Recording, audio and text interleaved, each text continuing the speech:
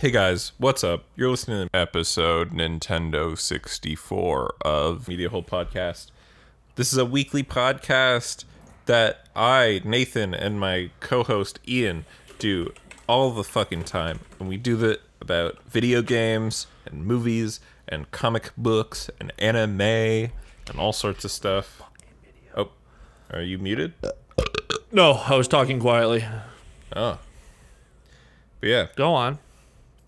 We do it every week, and I think, it's one of my favorite podcasts. I listen to it every week, twice. Once when I record it, and once when I edit it. You can't say that you fucking listen to it while you're recording it. It doesn't work like that. I mean, we had a really fun... I just want to talk about so I'm on the YouTube. I'm going to try something new, which is putting the funny title first, and then put like the episode number and then the name of the podcast. There you go for that.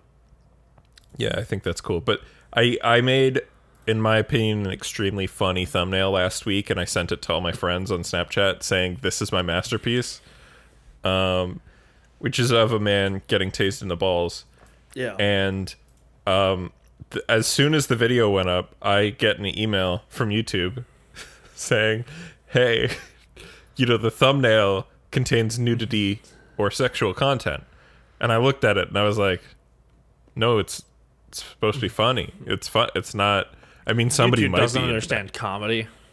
So then I was like, okay, we're a tiny channel. I have fucking 10 subscribers, and I love each and every one of them, but I only have 10. They're not going to care if I appeal. And then I appeal, and I write a very detailed appeal saying what the image is of, that it's a reference to something happening in the news and therefore is parody, and that it is and that the intent is not sexual arousal but comedy.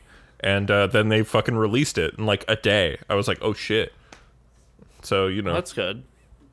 Thanks YouTube for not being shitty for once in your entire fucking existence. They wrote back to us, just fucking push it forward, who cares?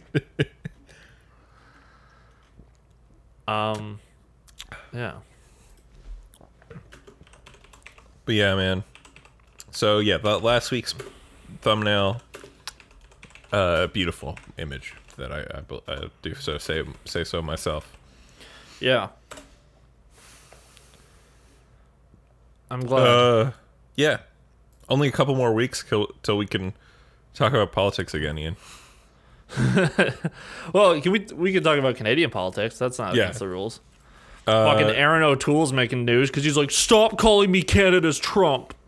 Stop We're it." not the Republicans. Which honestly, I don't think you should call him Canada's Trump, because he's a real candidate. And there's also a man with political experience, and even if he did become prime minister in the next election in like 2 years, we have more to fear because he could probably make things work. Yeah, but also he's competent. Yeah, honestly, I wish he was more of a moderate so I could feel more comfortable about who I have to vote for and not do strategic voting next time. But instead, he's like, guys. I still don't vote strategically because I believe NDP can win. They got second place once. Yeah, what second? Good job, guys. Hey, that's still the official opposition in Canada. That's meaningful. Yeah, it is. So what the fuck was I gonna say? We were talking about video game news. Oh yeah, or residential schools are a horrible thing. Yeah, that too. But I think we talked about that in like 3 other episodes of this show. Yeah, but then with the Canada, it's a really bad thing to say. Like, yeah, I fully. When you're arguing with a libtard, when you're arguing with a liberal that's like, do you know who says, do you know what's bad? Genocide, and you go, no, actually. Was it? Oh fuck. Yeah, because only liberals think that genocide is bad. Yeah, I mean, but he said conservatives don't seem to. He was like, "Yo, when you're he's like, stop calling me Canada's Trump, I'm not that. And then someone like in an interview like a couple weeks ago was like, how do you think your policies Canada first are very like Trump like? And he was like, fuck yeah they are. Fucking course he did. Yeah. Well, did you sign the petition? The NDP wants to make the Proud Boys a terrorist group here in Canada. I did not, because I didn't know it was a thing, and also I just don't think petitions ever work. Sure. I did sign it because, you know, Proud Boys started here in Canada. It's our gift to the rest of you. Our bad. Oops. Listen, I think there was a Proud Boy group that broke up. Like they were...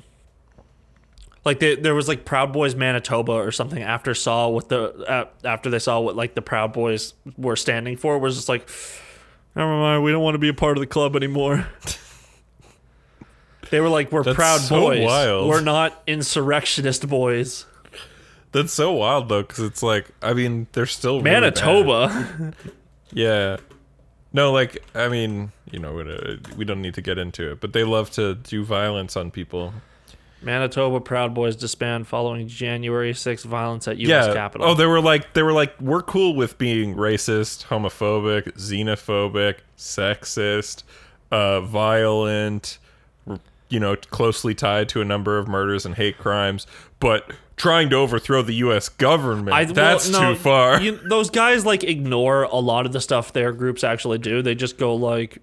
What? That's not you're lying. We don't do that. But then after seeing officially like all the people on their like actual news sites, like fucking their right-wing news stuff going like, fuck yeah, this is the Proud Boys. And it's just like, yeah, the group said Proud Boys Manitoba are formally disbanding due to ever-growing differences between our autonomous chapter's values and how the name is perceived. Cute. Yeah.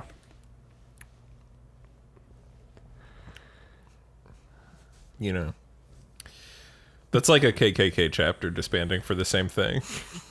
Yeah, but and then they still were like, whoa, it's the left-wing media who made the Proud Boy name bad. It's like, no. It sure is. Self-described proud white chauvinists. Yep. Again, like, whoa. I'm happy to, you know, say that we want a white ethno-state. I just don't want to be associated with people who would try to physically overthrow the government to do it. Yeah.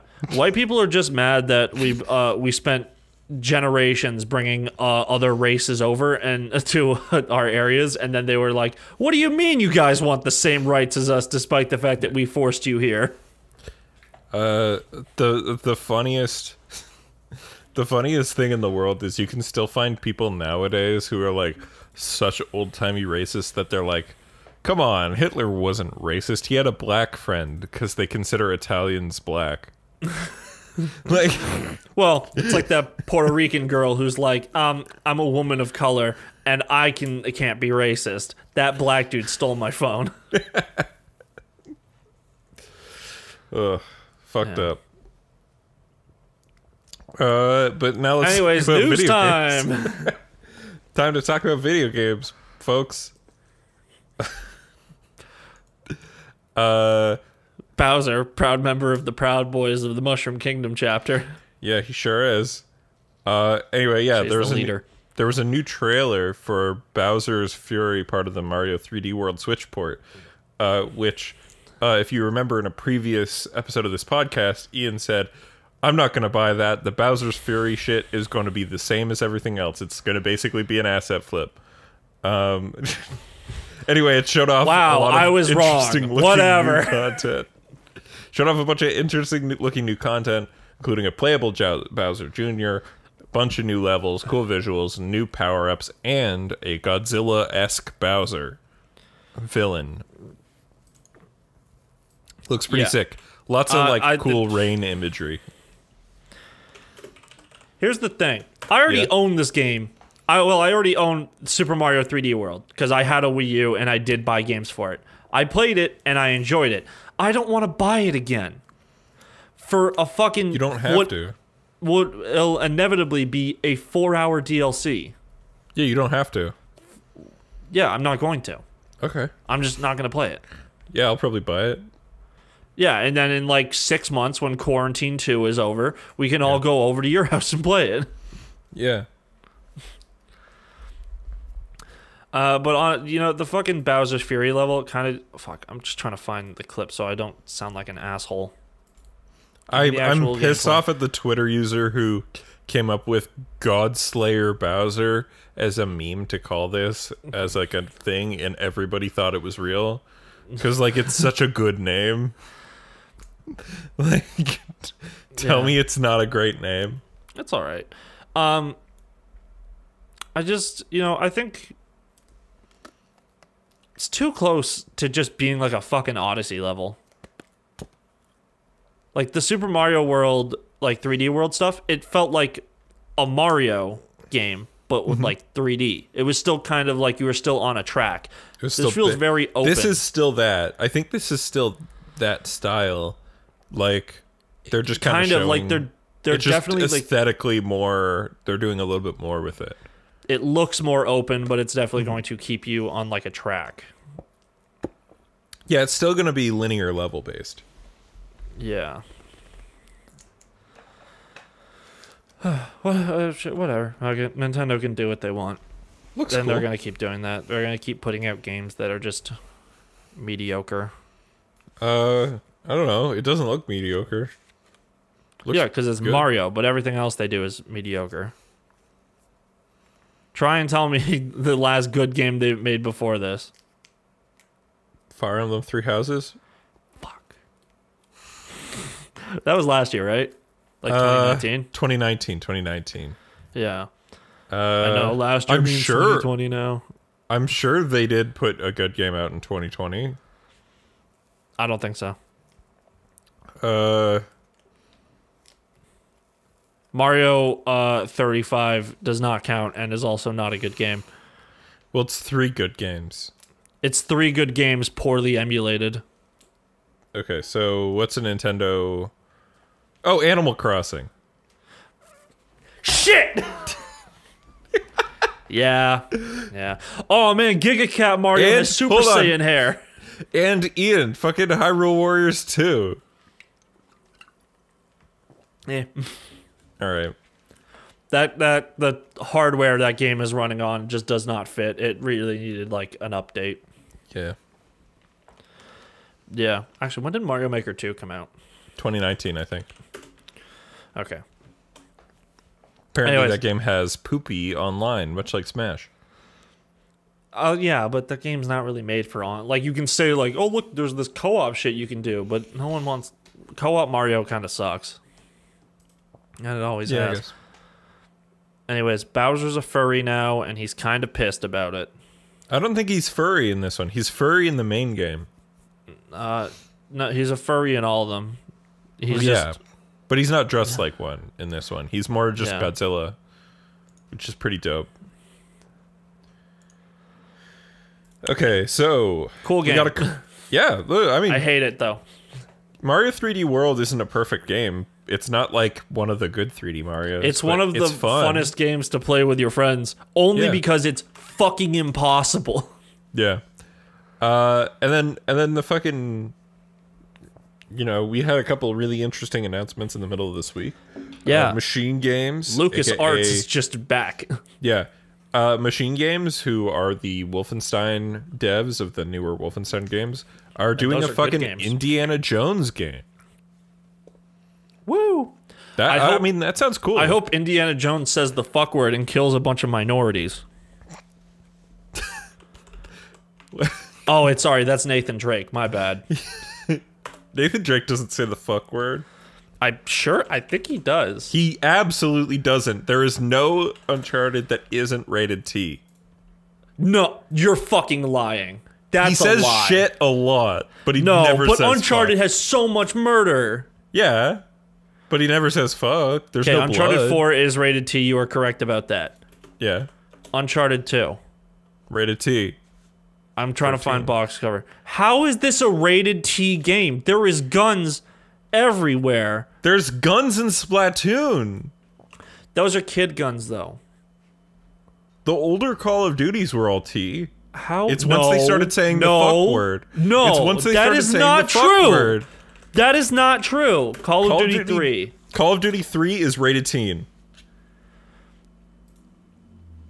This has a 15 in the corner, but that doesn't look like an T ESRB rating. It's a T rating. Jesus Christ. What is wrong with the ESRB? If there's violence, guns and murder, if there is guns and murder, violence. It's rated M. Blood, gore, and cursing is why it's rated M. You get and gibbed sex. in fucking World at War. Yeah, that one's rated M. You're right. That one is rated M. What about Modern Warfare? Wanted to start saying the fuck word in the game that they started getting rated M. Jeez, man, I don't want to know the new Modern Warfare. Fine, Call of Duty 4 Modern Warfare, you fucking dickheads. That one's rated M because they started saying the fuck word in it. Yeah, because that's the coolest one. Enjoy that. Anyways, I hope Indiana Jones is rated M and he says the fuck word. I hope it's rated T and he doesn't. I hope...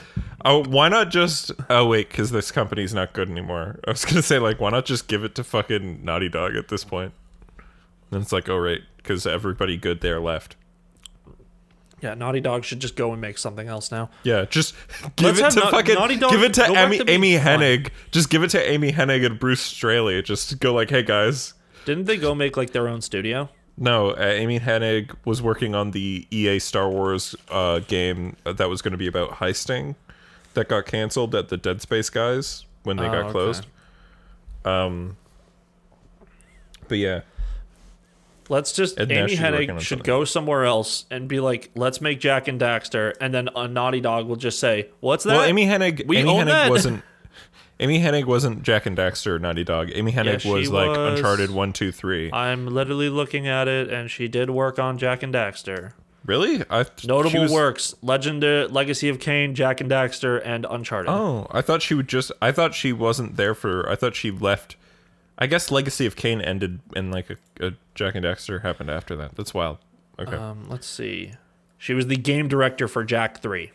Oh, yeah. Okay. She was not involved in the other two. So I guess Jak 3 was when she moved, came on over. To Naughty Dog, yeah. Okay. And then she worked on 4 Uncharted games. Mm-hmm. And that's all.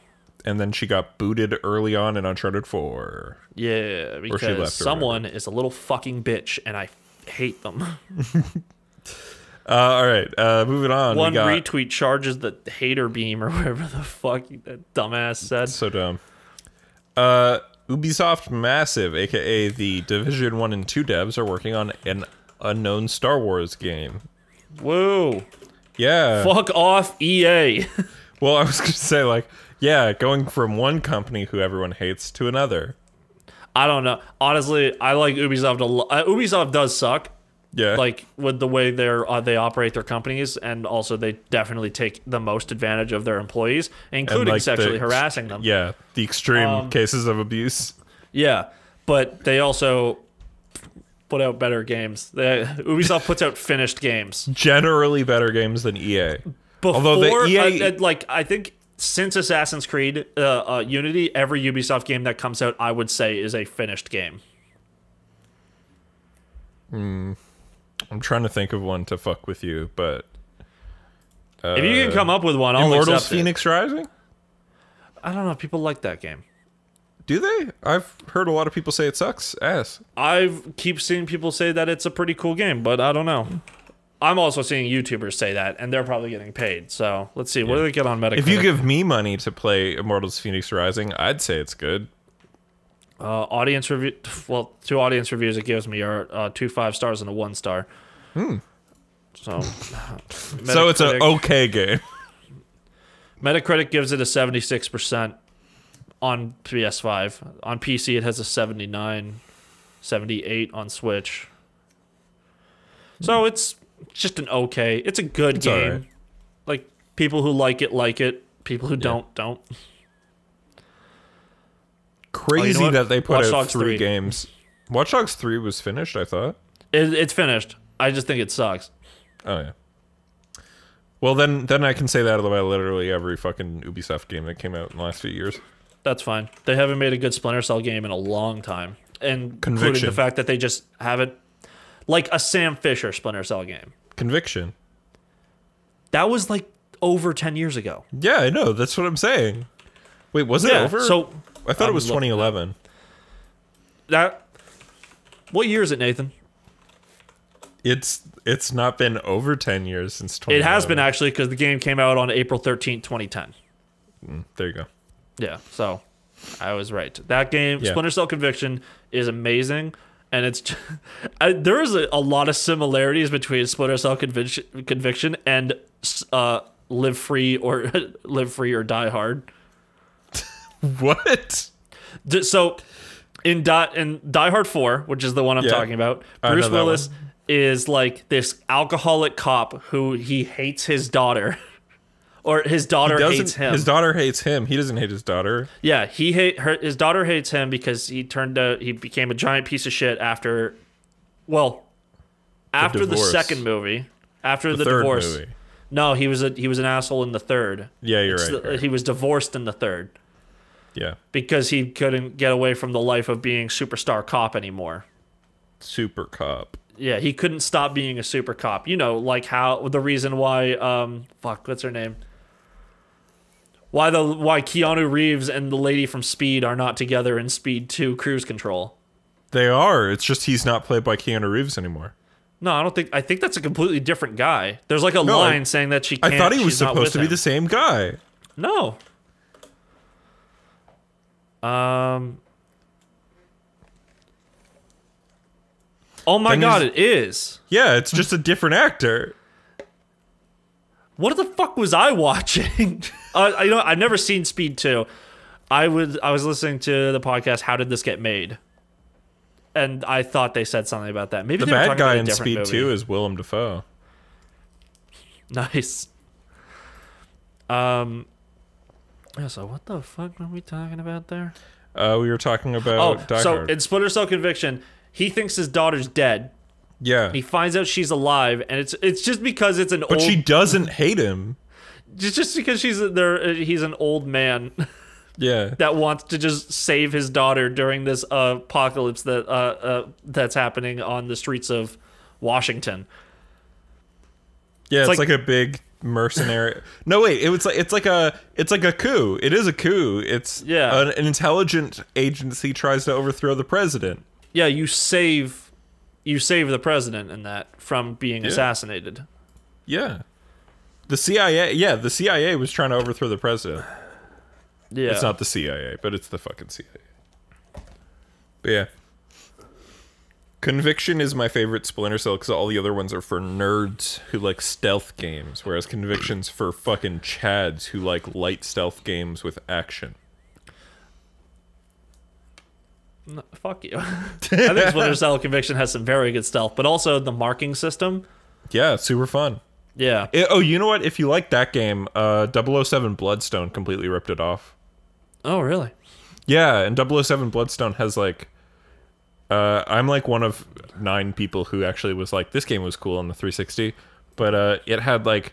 It was a brand new story with Daniel Craig, James Bond, and it has driving sections, it has like boat sections, and it has like stealth action that completely rips off Conviction. Yeah. But like literally if you do a melee attack on an enemy, it charges up.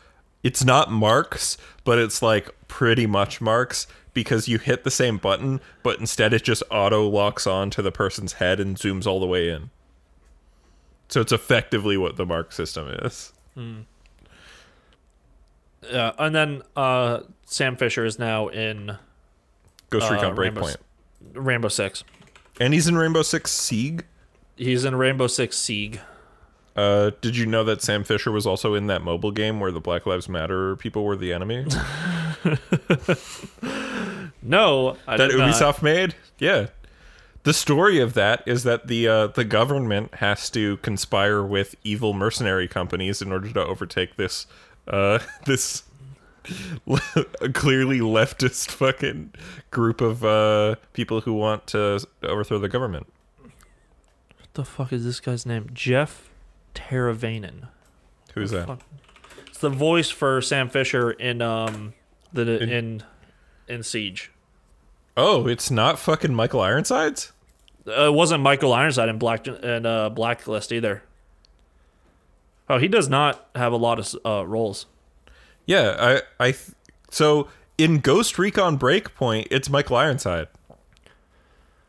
Oh, that's cool. When did Breakpoint come out? Like 2017. Okay, because for voice actors, it's just for these specific games.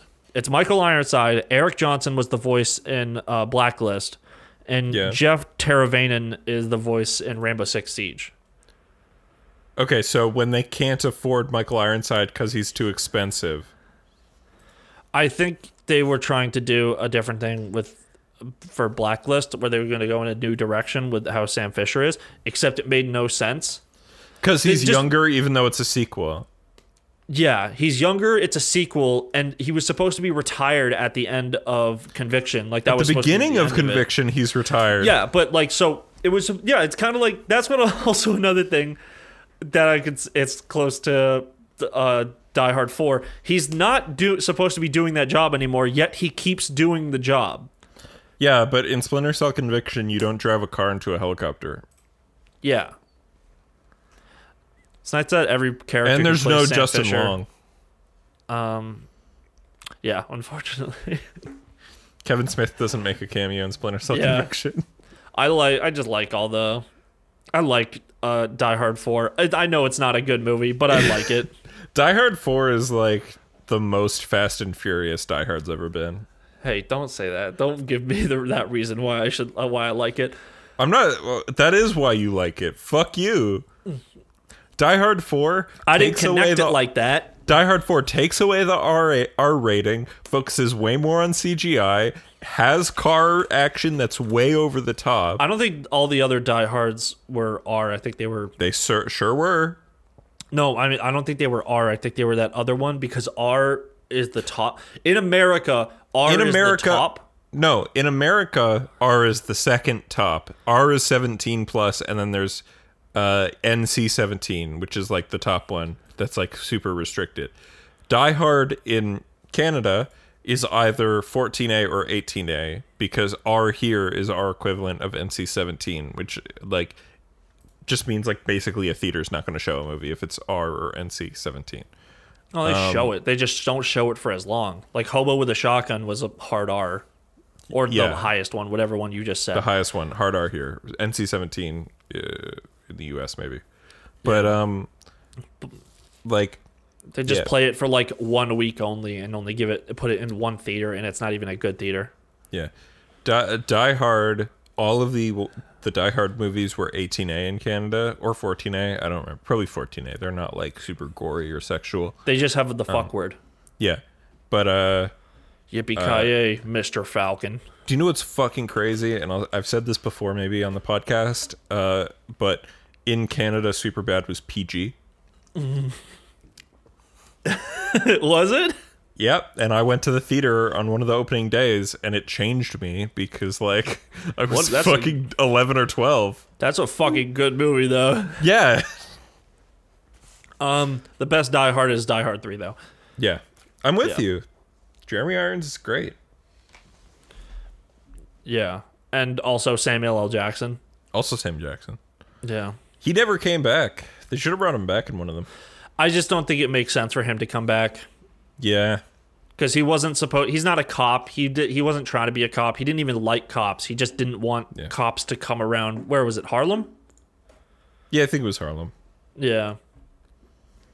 Oh yeah, we didn't talk about the Division devs doing Star Wars. Yeah. So fuck you, EA. You don't get the license anymore. You weren't good enough. Well, they get it. They get it. They're just not exclusive to them. Yeah. You guys still get to work on Battlefront and all the other shit you have. But you mean the second thing, Squadrons, which everybody who likes flying games is really into, and I don't know. I have a friend who's really into flying games, and he's hardly playing it. Damn. But also our fave, Jedi Fallen Order. Yeah. Yeah. I would kind of be bummed if they lost that one. Like if they were like, we're not making a second one. Yeah. Because like Jedi Fallen Order is kind of buggy and busted, but there is like the heart and soul of something really fucking cool in there. It's I wouldn't even set like honestly. I don't even have a problem with that game. I think it works perfectly fine. It was really buggy on launch, especially on PlayStation. Yeah, but on PC, it was perfectly fine. Yeah, but I've never given unless you were Donkey or any other fucking YouTuber. I've never given a shit about how anybody playing a game on PC has felt about anything. Why am I here then? Yep. Fuck you. No, it's just like, oh, well, it was fine on this version on my fucking $8,000 machine. It's like, oh, thanks, I didn't ask. I popped off my spacebar. That's why the podcast topics was shifting to the right. I have to put it back. Yeah, so I can't wait for literally everyone else to make Star Wars games. Yeah, that'll be cool. Let's get some competition in there. The Division people, I'm just worried they're just going to make fucking Destiny, but Star Wars. Yeah. Because the Division was just Destiny, but Tom Clancy. Well, actually, the Division was Destiny, but what if there was a tragedy in America? Yeah, the Division was Destiny, but what if it came out 6 months before Destiny did? I don't think that's accurate. I think it is. I feel like Division came out in the summer, and Destiny came out in, like, November-ish. Looking it up.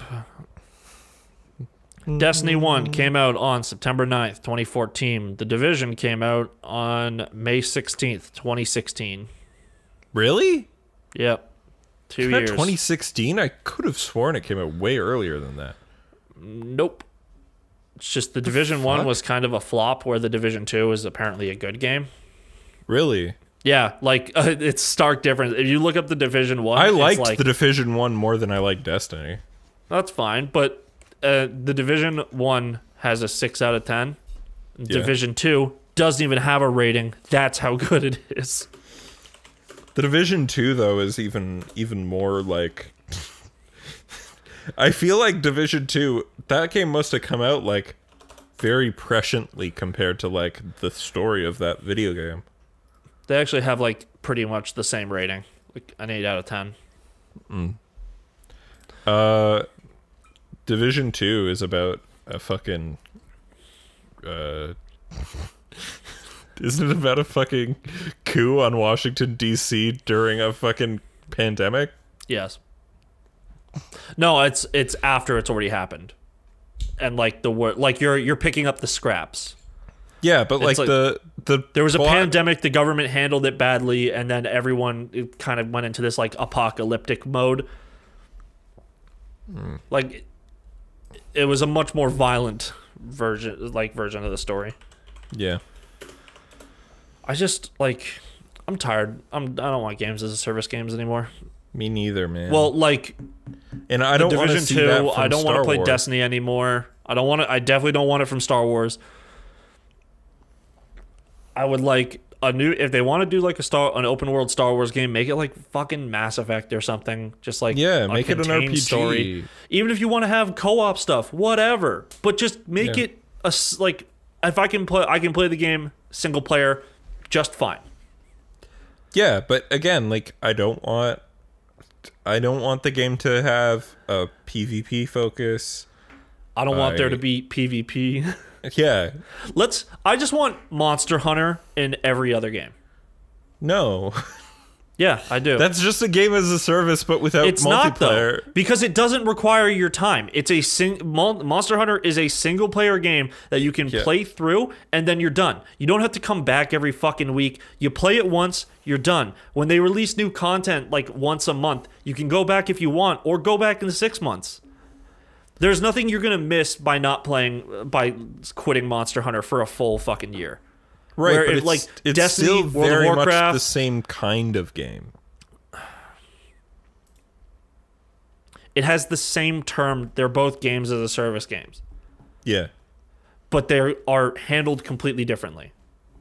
Like, all the stuff they released for Monster Hunter, except for the Iceborne, which is a full other game, you can just play. You don't have to wait for people. You don't have to just do... Sure. But I feel like Star Wars, for me, I'd rather play something with more narrative than, say, a Monster Hunter has. Oh, no, obviously. I just meant how like the game, if there can be like a co-op multiplayer aspect, but I just want to be able to play the game by myself. Make Star Wars 1313, you fucking cowards. Or I don't know, make a game where it's cool. Yeah. Make a game where the focus isn't where you don't become a Jedi at the end.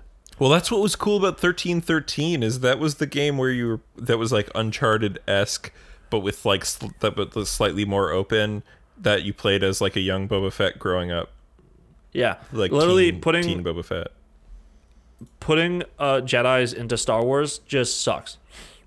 Like, there's so many more things you can do. It doesn't have to always be like, oh look, there's a Jedi here. I mean, it does, because that's literally what Star Wars fucking is. No. Yeah. There's Sith as well. Let's also stop having every fucking lightsaber boy have to be a Jedi or a Sith. Let's actually bring the concept of gray Jedis back. But I don't care about gray Jedis, man. I do. I just want something that's not so black and white like they always have. But that's like what Star Wars is. Why is there a hole here? What? Nothing. I was going through Facebook right now, and I just found this mug that has like a huge indent on it for no fucking reason. It's got Wonder Woman on it though. Cool. There it is. I think Star Wars is more than Jedis and Sith. It's just that people won't stop focusing on it. That is a very weird mug. Maybe there's like a thing in there that somebody stole. There was. There was like a little pin. Someone found the actual thing it's supposed to be. It's like a pin with like a Wonder Woman thing that you're supposed to spin, but I guess somebody broke it and stole it. It broke out, I guess. Yeah, but like, you know, a lot of people are like, is it a Mandalorian video game? And I'm like, no, it's fucking not. The Mandalorian is the fucking Mandalorian. We don't need a video game. Yeah. Like, it's not, it's like, it's a show. Video games are already like TV and movie-esque. We don't need to like keep making story games. Well, we do. No, fuck, you know what I mean. Story games are fine, but like, yeah, I don't know. Something new. Yeah. Like, let me see a new corner of that universe, or let me play something that's like particularly exciting. There's a whole Outer Rim. Also, I would play a Star Wars game that takes place completely on one planet. That'd be interesting. Like just one giant open world zone. That Star Wars game where you play as Timothy Olyphant's character. Yeah, except he's not on Tatooine, because Tatooine's lame. No, I was just like, you got to defend the town. It's just like, it'd be like a game that's like... It's like Gears of War Horde mode, except you're just Timothy Olyphant killing sand people prior to the Mandalorian showing up. I wouldn't even say like Gears of War Horde mode, like that level. I'm talking like, it's a game where like you start off and you've got this weak ass town. You got to chase those like bad guys out of it. The fucking, you know, asshole capitalist mine company owners, right? And then you chase those guys out, and then you start having to like be the defender of this town from whatever threats, and it can be like the mine owners coming back, and you also like would be like investing into the town. That doesn't sound building interesting. Buildings. No. You don't like upgrading towns? I'm a big fan of upgrading towns. I'm a big fan of upgrading towns, but I also like you need to leave the town at some point to find things to upgrade. They don't just keep coming to you. And I don't want to play on Tatooine, which is just a desert fucking planet. Maybe you do it like Monster Hunter style, where you like kind of leave the town to go hunting for You'd have to go like off planet though, or else you're literally just only in desert environments, because that's the problem with a lot of Star Wars planets is they're all themed off of one thing. Fine. GTA Coruscant. Fuck yeah. Wait, is Coruscant the floating one? Coruscant's the giant city from the prequels. Oh, wait. All the rich people are up top above the clouds. Yeah. No, that's you're thinking of Cloud City? No. I'm just going to look at a picture of Coruscant. Aren't the buildings in Coruscant are like fucking really tall? Yeah. And it was like a multi-tiered city. Yeah, it's like a city planet. Yeah, it's a planet that's just a city. See, that's what I mean. Fucking Star Wars. I was wrong. I was thinking of something else. I was thinking of like the one scene when they're like flying through the fucking, like chasing down the assassin. And like the I mean, cars the poor in, like, people do episode live 3. closer to the bottom, just like in fucking Batman Beyond. But Yeah. And the Old Republic, you got to go to Coruscant. yeah, but Yeah, like, so if fucking Star Wars, you're either on, it's like, this planet, entire planet's a city, this entire planet's a forest, this entire planet's a desert. It's like, why can't I just go to a planet that's cooler or like more varied? hey Ian, I've got an idea for a Star Wars video game. What's up? Jedi May Cry. I just don't think that would work because like you would be fighting like nothing but dark troopers because they can't actually. Yeah. No, dark troopers can't even fucking withstand a lightsaber. Also, Yeah. it exists. It's called the Force Unleashed. Yeah, but that's more like Jedi of War. You're right. Yeah. I'm talking Jedi May Cry. Jedi Netta. Boo. I don't know, Star Wars game with more variation. Yeah. Let's be interesting know. about it again.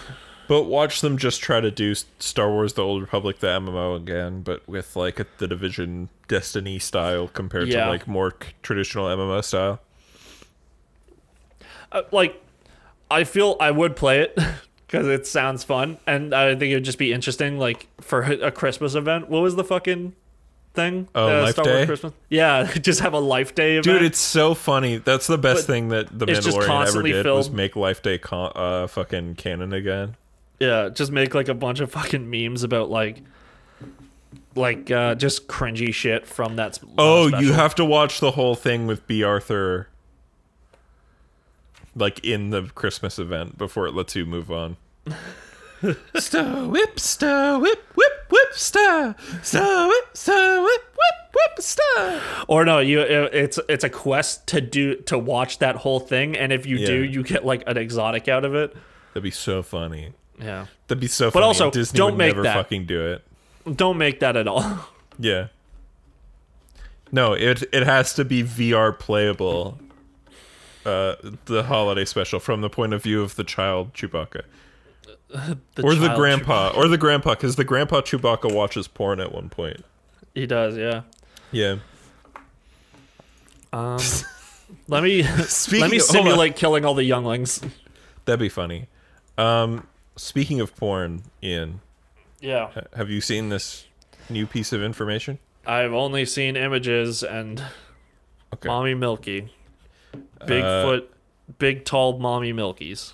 Resident Evil Village is having a showcase on January 21st, and as a preview, they showed off a little tiny piece of footage that reveals the fact that the vampire woman in the game is like 9 feet tall and has big mommy milkers. I can see why Chris is a villain now. Yeah. Man, if they kill Chris Redfield in this game, I'd be fucking annoyed. It's when the Capcom leak happened, somebody was like, hey, here's the entire story of Resident Evil 8, and I read it and was like, oh, okay. Okay. Good. Because, fam, Chris Redfield just can't catch a break. Leon won't... First he Leon loses won't all of fuck his his friends sister. because Albert Wesker, who he thought was his friend, is actually a giant piece of shit. Yeah. Then his girlfriend won't fuck him because she keeps... the girl he's, like, definitely simps for keeps finding hotter dudes to hang out with. Who, Jill? Yeah. Like who? Carlos is absolutely hotter. Carlos is not hot in the originals. Yeah. He is but a that's not reskin of canon Leon. anymore. That is Yeah, unfortunately do you think people Chris who are and big Sheva fans. had a thing or no? I think they definitely went to Pound Town at least once while they were together. But they didn't really have feelings about it. No, it was a one night stand. Yeah. She was like, "You're hot. I've never fucked a white man," and Chris was like, "You're hot. You're hardly black."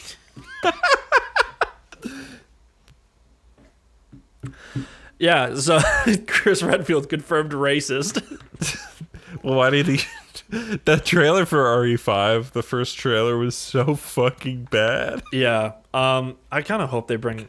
I would like everyone to come back. That was, like, important. And not, like, in a fucking Resident Evil Resistance way. Like, have a game... Like, give me... Not, like, Resident Evil 8. Because 7... Or no, fuck. Resident Evil 9. Yeah. Give me because like, 7 and 8 are back. standalone. Let me but bring I feel Jill like back. I feel like at the end of 8, we're gonna be kind of done with Ethan and Mia. I hope. They're just not as interesting to me. Did you play 7? No. Oh. I have it downloaded. I'm fucking annoyed that Resident Evil 7 VR is only available on PS4. Yeah. It's not good VR, Ian. Oh, okay. It's VR where you still have to hold the controller. Like it, Oh. Yeah, it's Garbage. Oh, I don't have 7 installed. I thought I did. Yeah, I should play that soon. You should play it. I'll watch you play it because it's too scary. I tried to play like an hour. I just passed like the first hour or so, but it's I just remember scary, that fucking clip from Peach Saliva's stream with her trying to figure out that fucking light puzzle, trying to make the fucking bird, and so everyone's funny. just making fun of her in the chat. And Pat just goes to a point where he's like, "Are you drunk?" Yeah, It's very funny. I just also like. I just like the characters from Resident Evil. Yeah, I mean, like I don't really need new characters. I need there's so you to many characters remember that don't get enough. Ian, I need you to remember that 7 came before 2 remake. Yeah, I know. So like you didn't really care about the characters that much when 7 came out. Oh, you're right. And also it came after 6 where I was like, 6. oh, fuck. And they just done 2 smaller scale fan servicey games where the main characters from the older games come, which was like the 2 Revelations But they don't like games. interact like Yeah, they I'd, do. Want to. No, they don't. Yeah, Claire doesn't get to meet Claire doesn't hang out with Barry. He can't hang out with Barry's shitty daughter. I never got Barry's that shitty far, daughter 'cause is Stevie cute. sucked at it. I don't know. Barry's shitty daughter is a again. cutie. It's all right. I think because the way we played it last time was so fucking bad that we didn't use Parsec, which was a mistake. We used like the Steam thing, and it did not work well. Yike. So I'll probably try to play it again, but with like Parsec. Yeah. Yeah. What else So was I Resident gonna Evil, very cool. say? Yeah, I'll check out that the thing on the 21st for sure. I'll watch like whatever trailer they put out, but I really don't want to care to see a bunch of Japanese dudes just sit there and talk about the process for a while. Yeah, I might. It depends on how boring it is. The only thing I sat through the full 2 hours of boring for was the near. We have a lot of it, or we have a decent amount of information line, and that one was pretty funny, but it was still kind of boring. But at the very least, like Yoko Taro's a funny dude, so it was like less boring, you know. I would like them to remake Resident Evil 5. But they don't change anything except for the fact that Jill doesn't go blonde for no fucking reason. No, I like that design. She looks cute. Honestly, I was just baiting you out to see what you said about the design, because I feel like a lot of people hate that design. I mean, They're whatever. Like, it's ew, like it's bad. I'm like, nah, man. I mean, hot. it's blatantly. Oh, it's blatantly fan service. Like when you look Yeah. at the picture on the wiki of like her character design is just like, look at her ass. Yeah. Look at it. I mean, she's basically Zero Suit Samus. Yeah. And then they kind of brought it back in Revelations 2. Yeah. The thing on the chest comes back. Yeah. Yeah. Oh, it doesn't? But Jill doesn't come back. Well, that's also her out. No, she has a character design in Rev 2. So, like, and a render. So she's in the game at some point. She's in Rev 2? Yeah. I thought she was in Rev 1. Apparently she's in Rev 2. Oh, wait. Is there a multiplayer mode in Rev 2? You know what? Maybe there is.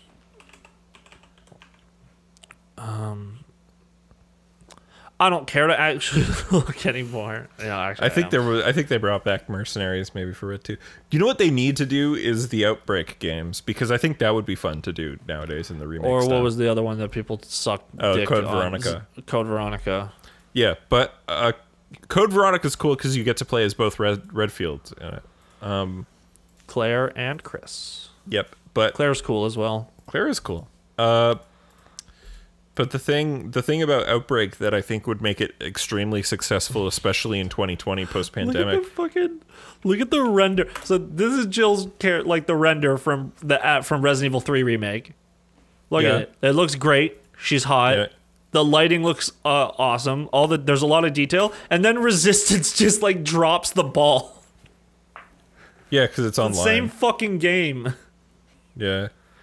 But like that's like the fucking model. Like they can just show the model as being nice. It's just a low detail version of the same model,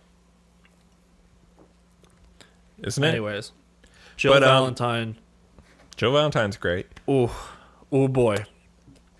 Her outfit for RE3 remake, great. Her outfit for RE3 original, kind of dumb, but great. You're allowed to have what you want. I don't know, man. Tube top and skirt, can't go wrong. Tube top, skirt, brown knee-high boots, also white like sweater tied around her waist. That's something you just like relax at home in. Yeah, makes sense. Yeah. Whatever. We don't need to talk about RE3 anymore. I was gonna say though, that, like RE Outbreak, I think would be really successful if you put out a new version now. Yeah, maybe. Because those games. You could do some asset reuse. Because they tell stories of a bunch of like groups of survivors that are in different parts of Raccoon City during the Raccoon City stuff, and like it's a multiplayer game. Cool. So you'd have to survive and solve puzzles as a group, and I think that would be super fun. You know, it's kind of like Resistance, but like more in depth. You know? Yeah, I know. Like. People are like, oh, stop remaking new things, just make good things. But when you could remake things and make them good.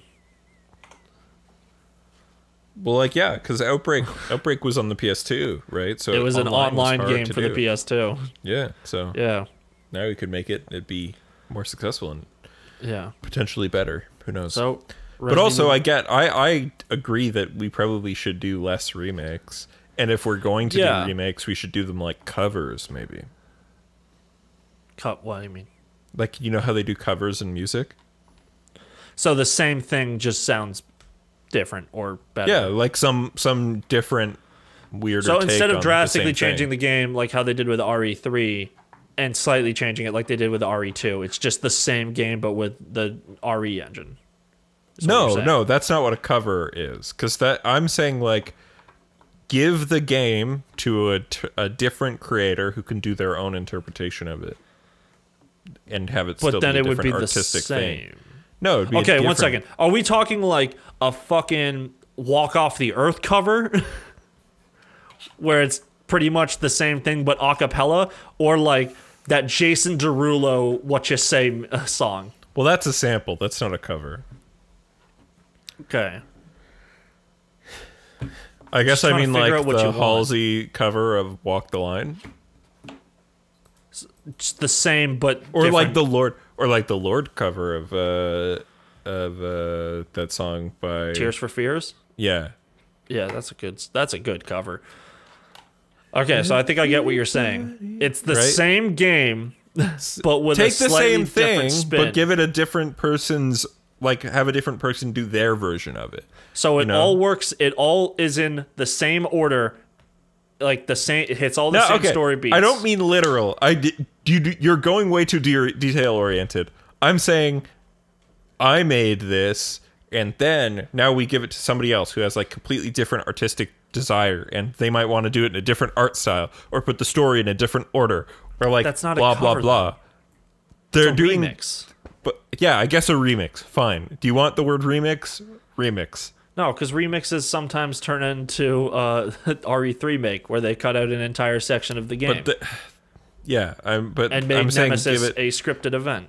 But RE2 make or RE3 make, like, didn't have a Hideki Kamiya or the guy who did all the other REs.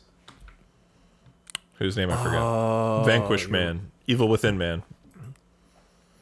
I knew his name. Man. I do too. I just can't fucking remember it right now. literally look up Resident Evil. Shinji Mikami. Shinji Mikami, right? There was no Shinji Mikami who worked on RE3, right? There was no like Hideki Kamiya who worked on RE2 remake, right? Dino Crisis remake, please. Yeah, Dino Crisis remake, and give it to like, I don't know, fucking somebody who's like a young person in the industry who like can do an artistic thing. Like Astral Chain. Astral Chain, they were like, hey, guy who did Nier Automata's combat, direct an entire video game and do something new. And he's like, all right, here's something that's never been in a video game and that's like fully original. And it's like, do I love Astral Chain? It's not a perfect game, but it's super cool and interesting. And good. Is it perfect? No. I guess. Anyways, RE3 make only exists to sell RE Resistance. I don't even think that's true. I think it is true. I think it's pretty close, but I don't think that's 100%. The fact that they were sold together and not even like as a bundle where you give them like I think they were both sold to sell each other because they knew neither one was a full game. I guess. Which one do you think came first? Probably about the same. I think they both here's my pitch on how it happened. They were developing both at the same time because RE2 was a success. And they were like, oh, okay, let's do this RE3 thing. Also, we need a new not a new main line, but something else to really grasp. And then they halfway through the production of both, they were just like, shit, neither of these are good enough to sell as a full game by itself. Yeah. And then they just cooked them both. Makes sense. There we go. I've solved it. Do you have any other news that I forgot to put on there? Cyberpunk thing. It's a secret ending, though. I think that's... Or do you mean the stupid apology they did? The stupid apology where people were like, wow, what a good job. But then actually when you look at it, they were like, hey, it's the QA team's fault. It's not ours. Come on, guys. It's not us. Like we as the upper boys, we did it. It's our bad. We pushed it out a bit too early. Happened. But things just slipped under the radar, and it's like, no, they didn't. Yeah, well, it had all these bugs that we didn't catch. Really? Yeah. Really? Did nobody? The first major bug that isn't on every version of the game is on every Xbox One regular version of the game. Yeah, and then is in the first hour. Like, the girl, the skateboard bird lady. Yeah. The one who already said fuck you to them about GOG. Yeah.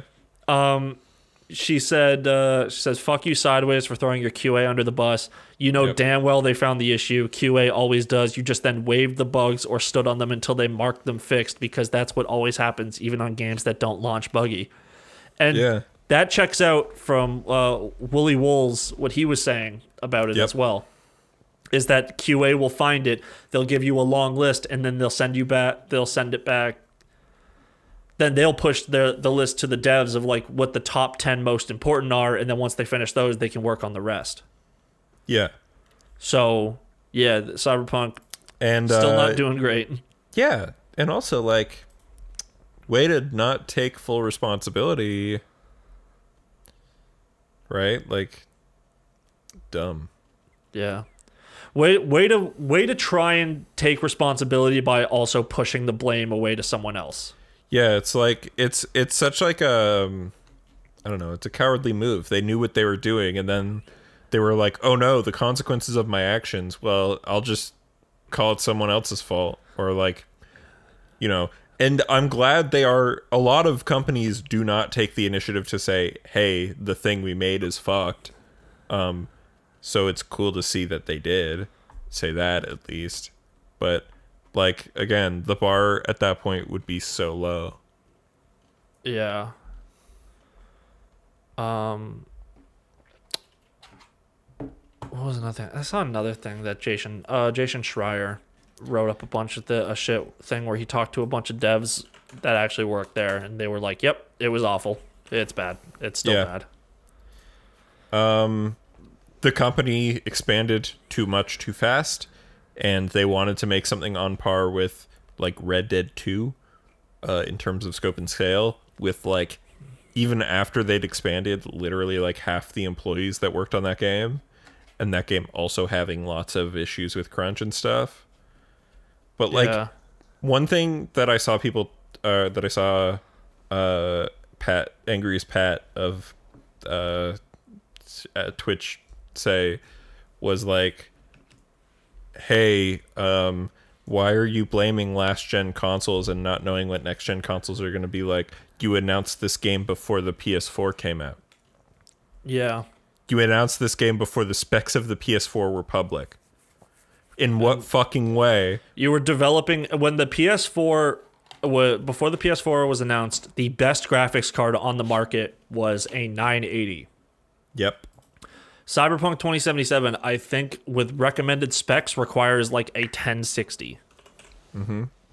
So they were building a game that at the time they announced it literally could not run and on what the actual any machine answer unless is it was a Titan. Like you could run it on fucking Kyle's PC. Yeah. You need a 1060 for like the recommended, or a 1660 Super, which is about as powerful as like a PS4. Right, but what I'm saying is like, it's just the this game got thrown out, out, but like the point of the matter is you guys were really unclear with what the game fucking was like until all of a sudden it was back when they put fucking Keanu into it, right? Also, Keanu came a lot later in the dev cycle, and they had an original Johnny Silverhand that apparently the devs considered to be much better. Wait, really? Yep. There was another. They already had It was like kind of like that fucking thing with who's the guy? Tim Schafer at Double Fine. How he just like throws celebrities into his games all the time because he's like friends with them. Yeah. It was kind of like. Sort of like, we have this really done. Like someone Keanu. got a chance to talk. I like Keanu. His character's whatever, and apparently, but I think that's the writing. Like, that's more than the original guy gave a much better performance and made him like a little more likable. I don't know, man. I feel like all that character's likability is already being brought from Keanu Reeves. Anyway, like not the script at all. But if somebody else managed to make that character even likable, I wonder who it was. Yeah. Also, apparently, they admitted that the 2018 gameplay footage that we saw was fake. Yes. That it was a completely fake demo. Which is, hey, guess what? False advertising? Again, this compounds... The fact that info got out compounds the idea that there's going to be this class action lawsuit that they're worried about. Yeah. It definitely will be. Mm-hmm.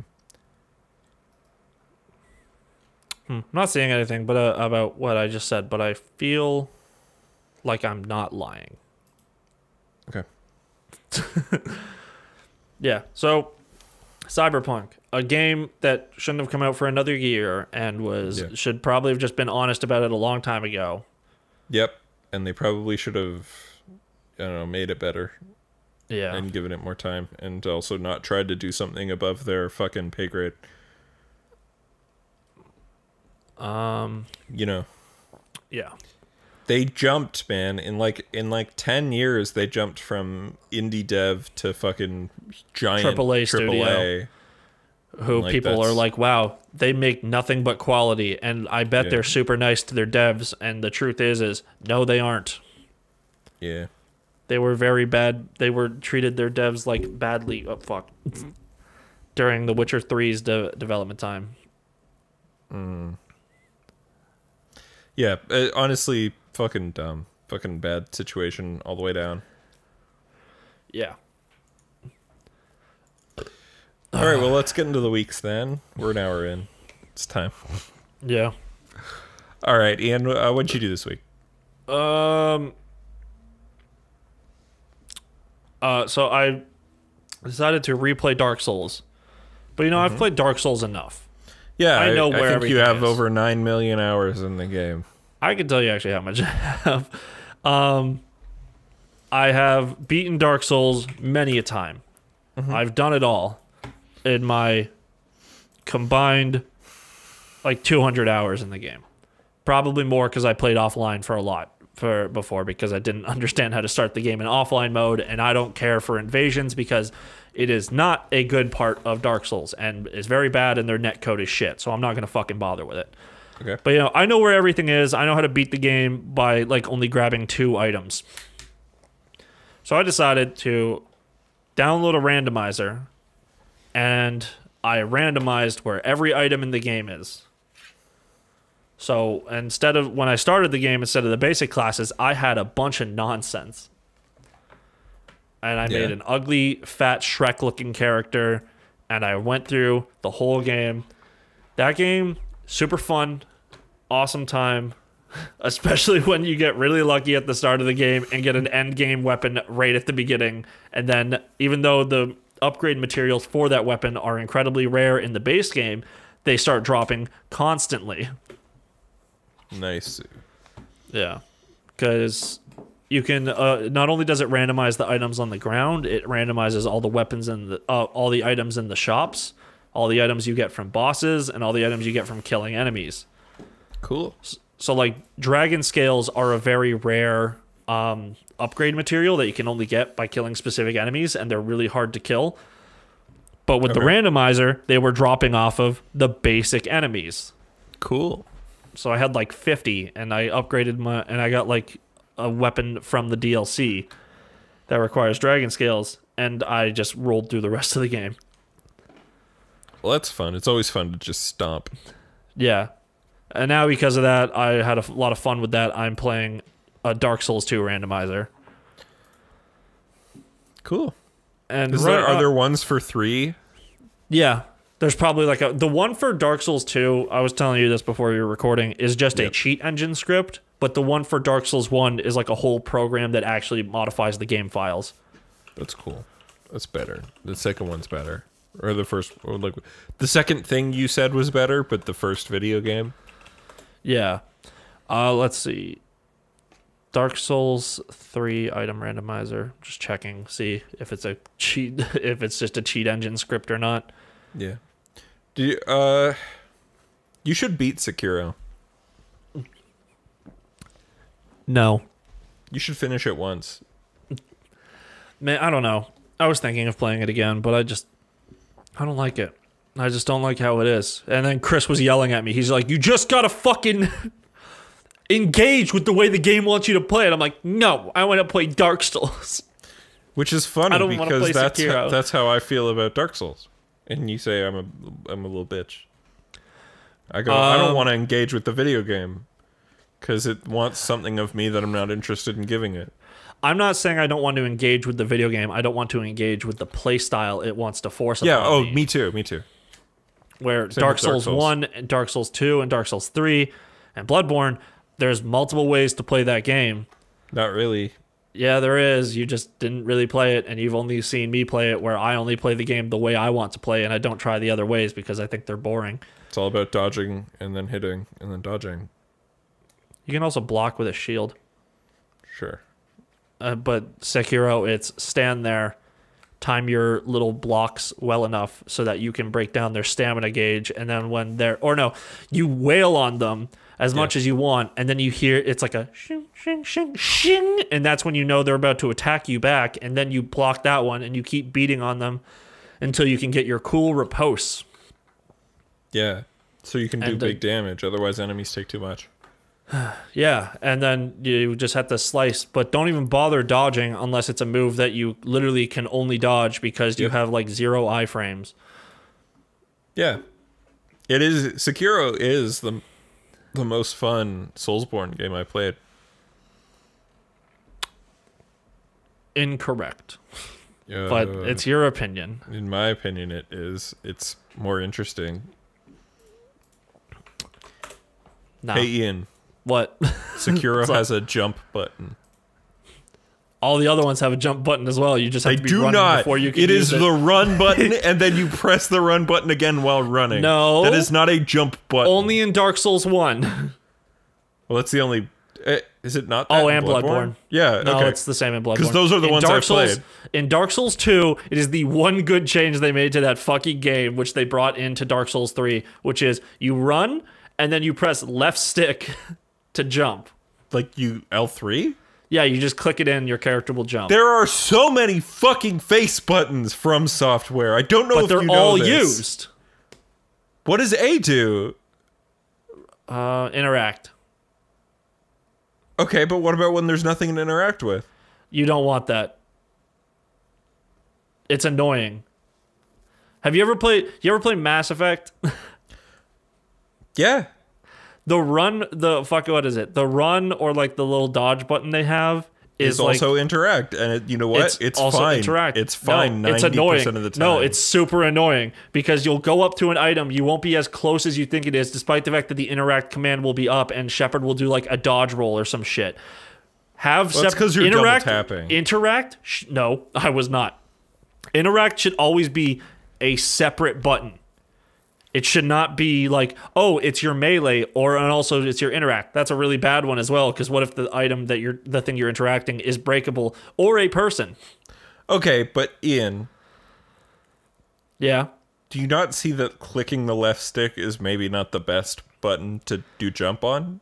But you're holding B to run. If you just click in the left stick, like I'm holding B, I'm holding forward. All I have to do is just then click, and I jump. Yeah, but I mean, it's weird, and you know it's weird. You don't have to constantly jump. There's like literally no point to jumping in combat. It's not like it's a Devil May Cry where jumping is like important to move around. If you jump in Sekiro or any of the Dark Souls games, you get hit for double the damage. No, in Sekiro, jumping's more important. There's a lot of climbing in Sekiro. Yeah, and also, and there's also like some enemies that you just have to jump over. But yeah, regardless, jumping's not that important in combat. It is for me. They removed the iframes from fucking like your roll or your dodge and just put it on like, oh, now you just jump away instead of rolling out of the way.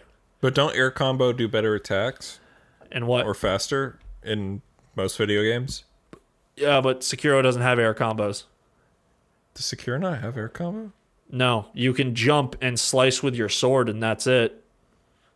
But it does very little damage, and it just like chip damage. Well, do you know what, Ian? That's why the game's bad. There you go. Thank you. You should be able to do air combo. Every game should be able to do air combo. Yeah. Name one game where air combo is bad. You can't. Look at Monster Hunter. You can do air combo with certain weapon now. And good. There, yeah. Kingdom Hearts, you gotta spam air combo. It's faster. Devil May Cry, it's safest up in the air. Yeah. You do that shit where you're like, with Nero, where you're like, why? Why? And you do the spin and you go higher. You go up. Yeah. Yeah. I think Dante has something like that as well, too. Well, Dante has Dante's Swordmaster. It's when he uses Swordmaster in the air. Yeah. He just stays afloat. It's air raid, I think is what that's called. Yeah, man, fuck. Devil May Cry 5 is the best one because they changed Swordmaster into being a utility and not necessary. Yeah. So I always hate going like playing an older Devil May Cry and it's like, oh shit, I'm in the air. I don't have Swordmaster selected. I'm on Trickster or some shit. Yeah. And I press Y and I'm like, why did I do a Helm Splitter? Yeah. Like, why didn't I stay in the air? Oh no, I had to switch to Swordmaster and press circle to do air raid. Bayonetta, yeah, so anyways. What's cool about that game is you're permanently in Swordmaster. Yeah, Bayonetta has no style switching, and it's the best. Kind of. Surprisingly, because you'd think... I mean, like, DMC5's the best, bar none. But, you know, Bayonetta is the second best or whatever. You'd put Bayonetta above DMC3? I don't know. It's hard to say, actually. Yeah, it's definitely better than DMC4. It's better than 4, because, like, Bayonetta came out less than 12 months after DMC4, and it feels like it came out 8 years after. Like, it feels so much more fluid. Yeah. Even though, like, DMC4 is... a failure. DMC4 is great. Like, don't get me wrong. DMC4 is quite good game. Like, but fucking Bayo is just, like, so much better. Yeah. Anyway, I watched Air combo is the best. Oh yeah, air combo is the best for sure. Yeah. I watched the first 2 episodes of WandaVision this week. Ooh. Can you tell me all the Easter eggs instead of me just watching the show and going like, oh, in the background? There's some good Easter eggs. There's some shit that like some Easter egg people haven't even said yet, which is wild. Just found the day WandaVision came out, there was like a trending or like one of those trending articles on Twitter that was like every single fucking Easter egg in the first 2 episodes of WandaVision, and it's just like, all right, why don't I just watch the fucking show? Well, yeah, the assumption is that you would watch the show and then read it because there's shit you missed. Yeah. Like I missed man, I was like looking away from the TV when they did the House of M bottle of wine. There's a bottle of wine that's like... I don't know. I haven't watched it yet. So. Yeah. It was in one of the trailers. But hey, you haven't watched fucking Mando yet, so... Yeah, I don't care. No, I don't know. This show's really cool, actually. Like, so the first 2 episodes are out, which have an late 50s sitcom and a late 60s sitcom. Like the first episode is going for Dick Van Dyke. The second episode is going for like Bewitched. And it's actually really funny. Like a lot of the jokes like I find myself like laughing at.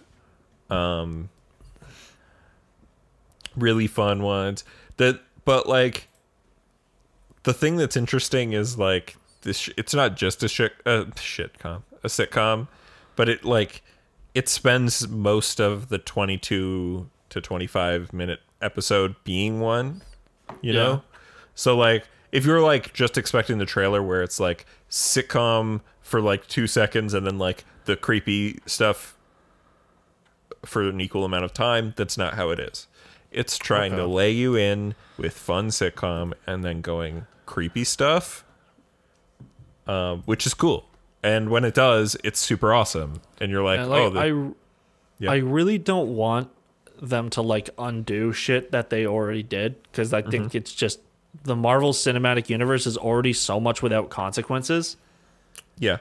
But like, I do really like what's his name as the Vision. I can't remember his name right now. Paul Bettany. Paul Bettany. He's really good.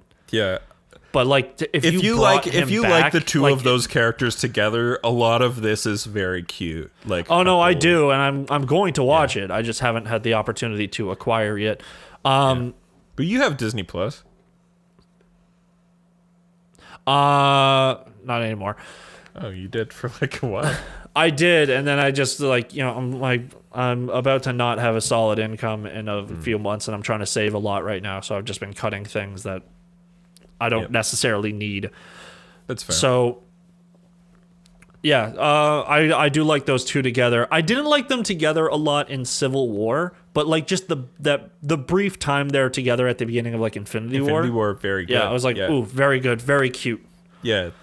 Just literally keeping Paul Bettany out of the makeup. I'm like, oh god, this man's hot. Well, in this they do really fun like 50s like jump cut transitions of like he's in makeup, now he's a man. Yeah. Super fun. Jennifer Connelly? He's married to Jennifer Connelly, yeah. Nice. But yeah, man, like it's a very fun show. Again, I think a lot of people were like, oh, the trailer is like sitcom plus horror equals thing, and like this is definitely a lot more sitcom, especially at the beginning, so don't go in like expecting it to be all like the most weird, because it is 9 eps and they're building, right? Oh, and also it's a sitcom, like sitcom. Yeah. I know that shit. Yeah. But again, like I really think it's fun, and I really think it manages to nail creepy when it does. There was some pretty cool, like I said, some pretty cool Easter eggs that like even like a video that I saw like missed, which is like in the opening of credits of like the second episode, you can see like in the floorboards is the helmet of a certain character, who Vision's Vision Kills and the Visions comic series that this is like partially inspired by, which is like fun. And then like, yeah, I don't know. Like they do the first 2 episodes each have a different opening sequence, which is fun. Yeah. That's nice. Yeah, like it's a real fun show. Catherine Hahn, incredible, steals every scene she's in. She has a classic running joke about her husband, who we haven't seen yet, so I'm sure there's something weird about him. He might be Mephisto or something. I had to look up, get a refresh on who Catherine Hahn is. I love this woman. Yeah, she's great. She's like in every scene. She's like, oh, you know, my husband Ralph wouldn't remember our anniversary unless there was a beer named June 2nd. Like, you didn't watch Parks and Rec, right? I didn't watch the last season, but I watched everything. Oh, okay. Because I love her character in Parks and Rec. She plays she's like a campaign manager. She's Bobby Newport's campaign manager, and then at the end, after they like defeat her, she goes and hires Ben to like work for her. Right. But she just, I think there's a scene in the final season she comes back for, and their kids are running around. She's like, what the fuck are those? And they're like children. She's like, what? Gross. It's funny. Just great. I love her. She's so good, and she's great in this. But yeah, I'm still like, I'm really excited to see where this like weirdness goes. Because like they really have revealed very little, but they have not yet said my pet theory, which a lot of other people have talked about, which is that this is all being done by Mephisto. And God, I hope fucking Mephisto's in this. What does he have? He's What's the his devil. problem? But why is he just torturing this woman? So what if Catherine Hahn is Mephisto? I think Catherine Hahn might be what's that character's name? Something Harkness. It's like her name's Agnes. Agatha Harkness, I think, is who her character is, and they've like I was just on it. It just says her name is Agnes. Yeah, she is Agnes, but I think Agnes might be Agatha Harkness. And okay. Right? You know, you hear it. Trying to like bury the lead so people don't go like, I know that character already. Yeah. Because we see her dressed as a witch in one of the trailers, and Agatha Harkness is a witch, and she works for Mephisto in the comics. So I'm calling fucking Mephisto. I think Mephisto is trying to get Vision and Scarlet Witch to have kids so he can like steal their souls or whatever. You know? Classic Mephisto shit. He's like, yo, these two people would make super powerful X-Men babies, and so we need to steal their souls. The Vision is like alive somehow. Then he's not like a manifestation that has like self-awareness created from Scarlet Witch's powers. We're not sure right now. That's a lot has been not explained in this show yet. Because it's either he's the same man or he's nothing. Regardless, the Vision is dead. I don't care about. I think Vision is dead. I think this might not be the Vision / like this is like it's a man who believes he is the Vision. Yeah. Like say they wanted to bring him back somehow from the Marvel Cinematic Universe graveyard. Yep. Like, what if like little bits of his memory were still trapped on that fucking computer or something? Because what's her face? T'Challa's younger sister. Shuri was like, oh, I can just unbind his brain from this thing. Like if there was fragments of his brain, and it could be rebuilt somehow. Yeah, it could be. But still, it was like. I think it's possible that it's not the same man. World was created like by Wanda. Partly. But at the very least, We know she's got her 2 kids that are going to show up as babies, but we know they grow up in the comics, sort of. Not really grow up. They stop existing and then become reincarnated into 2 characters known as Wiccan and Speed. We know Wiccan eventually becomes the Sorcerer Supreme in the future. Yeah. And he is married now to the Hulkling, who is a dude. It's a gay marriage. Hell yeah.